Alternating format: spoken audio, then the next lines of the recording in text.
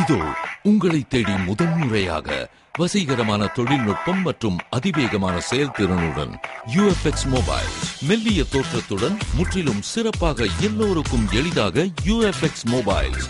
உங்கள் நவீன தலைமுறைக்கான mobile. UFX Mobiles. Make your move.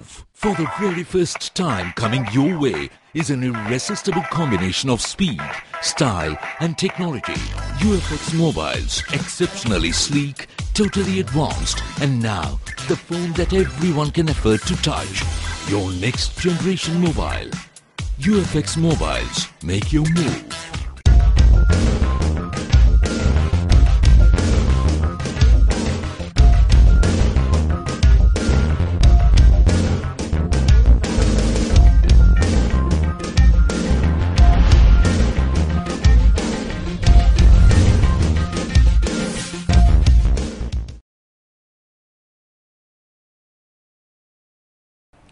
வணக்கம். புதுவை காவல்துறை ஐஜியாக டெல்லியில் பணியாற்றி வந்த RS கிருஷ்ணய்யா பதவியேற்றுக் கொண்டார். இதனால் காவல்துறையில் அதிரடி மாற்றங்கள் ஏற்படலாம் என எதிர்பார்க்கப்படுகிறது. புதுவை ஐஜி சர்மா அருணாச்சல பிரதேசத்திற்கு மாற்றம் செய்யப்பட்டதை அடுத்து புதுடெல்லியில் பணியாற்றி வந்த RS கிருஷ்ணய்யா புதுவை ஐஜியாக நியமிக்கப்பட்டார். அவர் பதவியேற்கும் வரை ஐஜி பொறுப்பை டிஐஜி சுக்லா கவனித்து வந்த நிலையில் ஐஜியாக RS கிருஷ்ணய்யா பதவியேற்றுக் கொண்டார். புதுவைக்கு வந்த அவர் காவல்துறை தலைமையகத்தில் அவருக்கு அளிக்கப்பட்ட அணிவகுப்பு மரியாதையை ஏற்றுக்கொண்டு பொறுப்பினை ஏற்றார். இதனையடுத்து DIG Shukla, DIG Adil Qatari, SSP, SP-க்கள் மற்றும் அதிகாரிகள் அவருக்கு வாழ்த்து தெரிவித்தனர். தொடர்ந்து அதிகாரிகளுடன் காவல்துறை நிர்வாகம் தொடர்பாக ஆலோசனை நடத்திய ஐஜி முக்கிய கோப்புகளை பார்வையிட்டார். இதனால் புதுவை காவல்துறையில் அதிரடி மாற்றங்கள் ஏற்படலாம் என எதிர்பார்க்கப்படுகிறது. புதுவை கல்வித்துறை வளாகத்தில் மீனவர் ஊழியரை ஓட ஓட விரட்டி 3 வாலிபர்கள் அரிவாளால் வெட்டிய சம்பவத்தால் அப்பகுதியில் பெரும் பதற்றம் நிலவுகிறது. புதுவை குருசுகுப்பத்தைச் சேர்ந்த தம்பிதுரை என்ற காங்கிரஸ் பிரமுகர் கடந்த ஆண்டு வெட்டி கொலை செய்யப்பட்டதை அடுத்து வைத்திக்குப்பத்தைச் சேர்ந்த மூர்த்தி தலைமையிலான கும்பலை போலீசார் கைது செய்து சிறையில் அடைத்தனர். ஆனால் அவர்களில் பெரும்பாலானோர் ஜாமீனில் வெளியே வந்ததால் மூர்த்தி தரப்பினருக்கும் தம்பிதுரையின் தம்பி முன்னாள் மீனவ பஞ்சாயத்து தலைவர் ஜெகதீசன் தரப்பினருக்கும் இடையே அடிக்கடி மோதல் ஏற்பட்டது.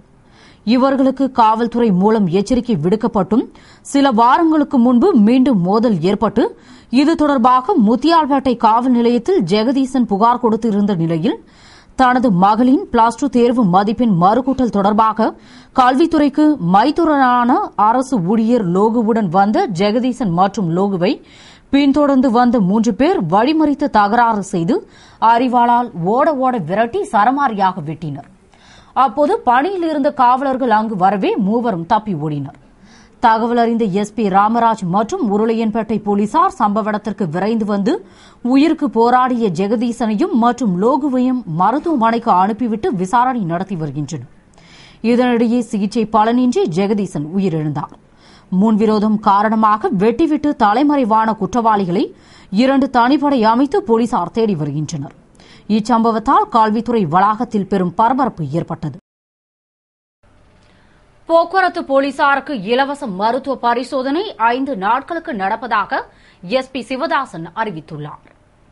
இது தொடர்பாக போக்குவரத்து SP சிவதாசன் கூறுகையில், போக்குவரத்தை ஒழுங்குபடுத்தும் பணியில் ஈடுபடும் காவலர்கள் வாகனங்களில் இருந்து வெளியேற்றப்படும் கார்பன் மோனாக்சைடை சுவாசிப்பதால் அவர்களுக்கு சுவாச கோளாறுகள் போன்ற நோய்கள் ஏதேனும் ஏற்பட்டுள்ளதா என்பதை கண்டறிய தனியார் மருத்துவமனையில் இலவச மருத்துவ பரிசோதனைக்கு ஏற்பாடு செய்யப்பட்டுள்ளதாகவும் அதில் நுரையீரல் சோதனை, ரத்த பரிசோதனை, ECG, எக்ஸ்ரே போன்ற அனைத்து பரிசோதனைகளும் இலவசமாக மேற்கொள்ளப்படுகிறது. மேலும் இந்த பரிசோதனை வடக்கு, தெற்கு மற்றும் கிராமப்புற காவல் நிலையத்தில் உள்ள அனைத்து காவலர்களுக்கும் தொடர்ந்து நடைபெறும் என்று கூறினார்.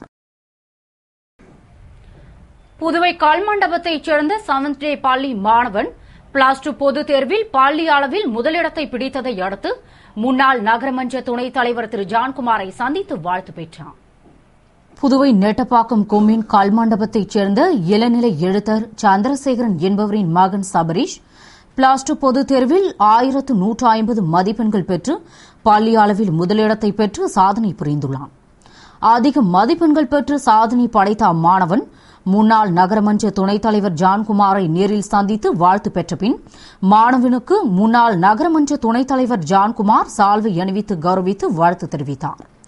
அதுபோன்று கதிர்காமம் வட்டார காங்கிரஸ் தலைவரும் இந்திராநகர் காங்கிரஸ் பொறுப்பாளருமான ஏகேடி ஆறுமுகம் 7th டே பள்ளிக்கு சென்று முதலிடத்தை பிடித்த மாணவர் சபரீஷுக்கு பொன்னாடை அணிவித்து கௌரவித்து தமது வாழ்த்தினை தெரிவித்துக் கொண்டார். வாந்திபேதி எதிரொலியாக வில்லியனூர் ஒதியம்பட்டு கொம்பாக்கத்தில் மருத்துவ குழுவினர் முகாமிட்டுள்ளனர். மேலும் வண்டிகளில் குடிநீர் சப்ளை செய்யப்படுகிறது. புதுவை வில்லியனூர் ஒதியம்பட்டு மற்றும் கொம்பாக்கம் கிராமத்தில் குடிநீரில் கழிவுநீர் கலந்ததால் அதனை குடித்த அனைவருக்கும் வாந்திபேதி மயக்கம் ஏற்பட்டு மருத்துவமனைகளில் அனுமதிக்கப்பட்டு சிகிச்சை பெற்று வருகின்றனர். இதனிடையே ஒதியம்பட்டைச் சேர்ந்த இருவர் உயிரிழந்ததால் சட்டமன்ற உறுப்பினர் நமச்சிவாயம் தலைமையில் போராட்டம் நடைபெற்றது. இந்நிலையில் அரசு பொதுப்பணித்துறை சார்பில் அப்பகுதி மக்களுக்கு 4 குடிநீர் வண்டிகள் மூலமாக குடிநீர் சப்ளை செய்யப்பட்டு வருகிறது. மற்றும் மாநில சுகாதார இயக்கம் சார்பில் 15 பேர் கொண்ட 2 மருத்துவ குழுவினர் தொடர்ந்து கொம்பாக்கம் ஒதியம்பட்டு பகுதிகளில் முகாமிட்டு சிகிச்சை அளித்து வருகின்றனர். மேலும் சிகிச்சை பெற்றவர்களில் 10 பேர் குணமடைந்து வீடு திரும்பியுள்ளனர். புதுவை ஏம்பலம் தொகுதியில் ஆதி திராவிடர் நலத்துறை சார்பில் இலவச வேட்டி சேலைகளை அமைச்சர் ராஜவேலு வழங்கினார். புதுவை ஏம்பலம் தொகுதிக்கு உட்பட்ட ஆலடிமேடு, வம்பாப்பேட், காந்தன்பேட், சர்காசிமேடு, குடியிருப்பு பாளையம், ஆதிங்கப்பட்டு உள்ளிட்ட பகுதி ஆதி திராவிட மக்களுக்கு பொங்கல் பண்டிகைக்கு வழங்கப்படும் இலவச துணி வழங்கும் நிகழ்ச்சி ஆதி திராவிடர் நலத்துறை சார்பில் நடைபெற்றது. இதில் சிறப்பு அழைப்பாளராக தொகுதியின் சட்டமன்ற உறுப்பினரும் நல அமைச்சருமான ராஜவேலு கலந்து கொண்டு பயனாளிகளுக்கு இலவச வேட்டி சேலைகளை வழங்கினார். நிகழ்ச்சியில் ஆதி திராவிட நலத்துறை துணை இயக்குநர் மீனாகுமாரி மற்றும் அதிகாரிகள், என்ஆர் காங்கிரஸ் பிரமுகர்கள், ஊர் முக்கிய பிரமுகர்கள் மற்றும் ஊர் பொதுமக்கள் கலந்து கொண்டனர். மேலும் பயனாளிகள் பங்கேற்று இலவச துணியினை பெற்று பயனடைந்தனர். +2 பொதுத் தேர்வில் எங்களுடைய வெற்றி ஆசிரியர்கள், பெற்றோர்கள் மற்றும் ஊர் பொதுமக்களின் ஒத்துழைப்பிற்கு கிடைத்த வெற்றி என்று கூடப்பாக்கம் அரசு மேல்நிலைப்பள்ளியின் துணை முதல்வர் கூறினார்.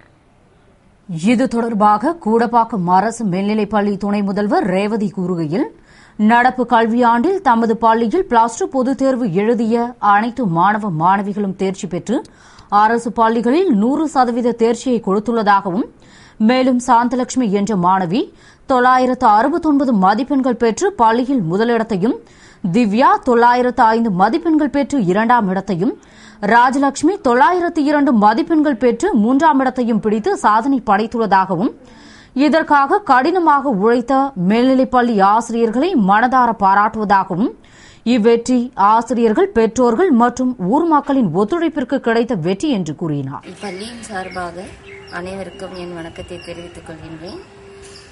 கிராமப்புற பள்ளிகளில் இப்பள்ளி, கூடப்பாக்க பள்ளி முதலாக வந்திருப்பது என் மனதை மிகவும் தொட்டுவிட்டது. என்னுடைய ஆசிரியர்கள் அந்த அளவிற்கு மிகவும் டெடிக்கேட்டடாக வேலை செய்திருக்கின்றார்கள். இந்த ஊர் மக்கள் இந்த பள்ளிக்கு கொடுத்திருக்கின்ற முக்கியத்துவத்தினை இது வெளிப்படையாக காட்டுகின்றது.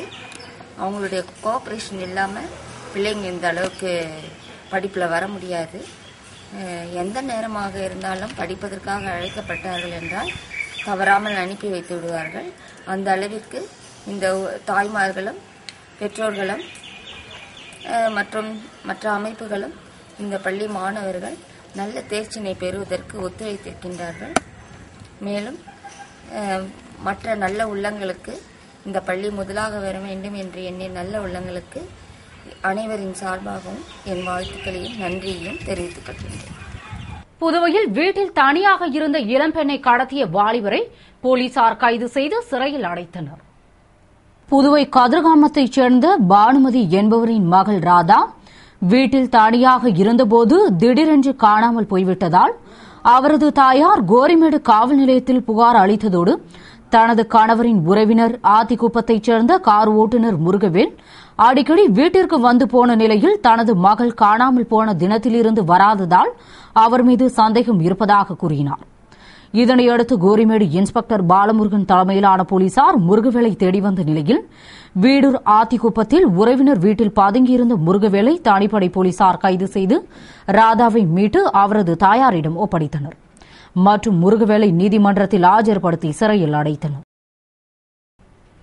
புதுவை ஆலங்குப்பம் கிராமத்தில் ஆழ்குழாய் கிணறு அமைக்கும் பணியினை பூமி பூஜையுடன் சட்டமன்ற உறுப்பினர் கல்யாண சுந்தரம் துவக்கி வைத்தார். புதுவை உழவர்கரை நகராட்சி ஆலங்குப்பம் கிராமம் அன்னை நகரில் நிலவி வரும் குடிநீர் பற்றாக்குறையை போக்க பொதுப்பணித்துறை சார்பில் 9.5 லட்சம் ரூபாய் மதிப்பீட்டில் ஆழ்குழாய் கிணறு அமைக்கும் பணிக்கான பூமி பூஜை விழா நடைபெற்றது. விழாவில் தொகுதியின் சட்டமன்ற உறுப்பினர் கல்யாண சுந்தரம் கலந்து கொண்டு பூமி பூஜையுடன் பணியினை துவக்கி வைத்தார். நிகழ்ச்சியில் பொதுப்பணித்துறை பொது சுகாதார கோட்ட பொறியாளர்கள், உழவர்கரை நகராட்சி ஆணையர் கண்ணன், ஊர் முக்கிய பிரமுகர்கள் மற்றும் ஊர் பொதுமக்கள் கலந்து கொண்டனர். இத்துடன் செய்திகள் நிறைவடைகின்றன. வணக்கம்.